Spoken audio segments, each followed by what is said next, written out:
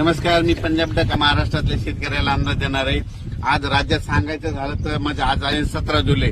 काय झालं, नांदेड जिल्हा झालं, लातूर जिल्हा झालं, परभणी, हिंगोली, बीड जिल्हा, बऱ्याच जिल्ह्यामध्ये शेतकऱ्याचे फोन येत आहेत की पाऊसच नाही. तर त्यांच्यासाठी एक थोडी आनंदाची बातमी सांगतो. आज 17 तारखेला म्हणजे आज नांदेड जिल्हा, हिंगोली जिल्ह्यात, परभणी जिल्ह्यात, लातूर जिल्ह्यात, जालना जिल्ह्यात बऱ्याच ठिकाणी म्हणजे भाग बदलत आज पाऊस पडणार आहे. दुपारनंतर पाऊस सुरू होणार आहे, म्हणून त्यांच्यासाठी आनंदाची बातमी. ज्यांचं पीक सुकायले त्यांना जीवदान ठरणार आहे, म्हणून हा अंदाज लक्षात घ्यायचा. आणि राज्यात मात्र 18 तारखेच्या नंतर परत काय होणार आहे, आंध्र प्रदेश, तेलंगणामध्ये पाऊस सुरू होणार आहे. त्याच्यामुळे त्यामध्ये नांदेड जिल्हा, लातूर जिल्हा, सोलापूर, धाराशिव या भागामध्ये परत पुन्हा पाऊस वाढणार आहे. बीड जिल्ह्यात, परभणी जिल्ह्यात, कारण की या भागामध्ये राज्यात सगळीकडे पाऊस पडला. फक्त ह्या 5-7 जिल्ह्यामध्ये पाऊस कमी आहे. या सगळ्या शेतकऱ्यांचं कापस सुकायले, सोयाबीन सुकायले.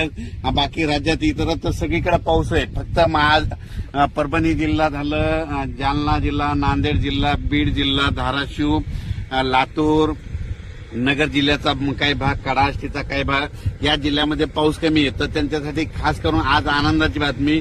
16-17 तारखेच्या दरम्यान तुम्हाला वेगवेगळ्या भागामध्ये विखुरलेल्या स्वरूपाचा पाऊस पडणार आहे, पण पिकाला मात्र जीवदान ठरणार आहे, म्हणून हा लक्षाचा.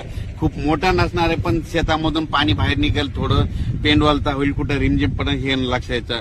पण त्याच्यानंतर 20 तारखेच्या नंतर काय होणार आहे, 18 तारखेच्या नंतर, 18 जुलैच्या नंतर काय होणार आहे, आंध्र प्रदेश, तामिळनाडू, केरळ, कर्नाटक तिकडे पाऊस सक्रिय होणार आहे. त्याच्यामुळे